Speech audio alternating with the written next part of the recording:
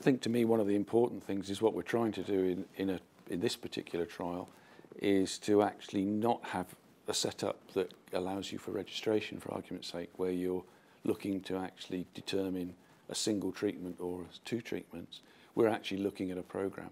So as soon as you start using a program, actually to get statistical differences is actually quite a result, because I'm sure we can talk about it a bit, but if you start looking at the maths, the more treatments you have, the longer period you're looking at, the more difficult it is to get a statistical difference between one program and another.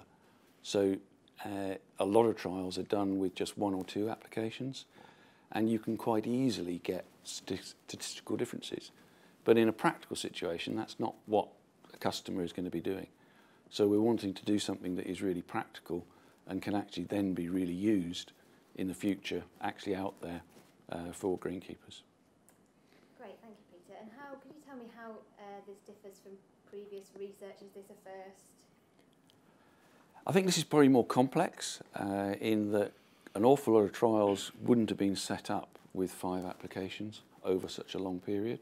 They would tend to be much shorter periods, and you'd perhaps look at 1 or 2 apps, or even 1 app, and then see what happens. But as I've said before, that's not what really happens in the real life. So we're wanting to make it so it really is a true practical trial rather than just an academic one which says, look, isn't our product wonderful because it's better than so-and-so's, but it's not in a practical situation. Yeah, just to add to that, Peter's right in as much as normally you would, most of the research that goes on is testing specific products and the efficacy of that product, probably at different rates or maybe different timings, that sort of thing.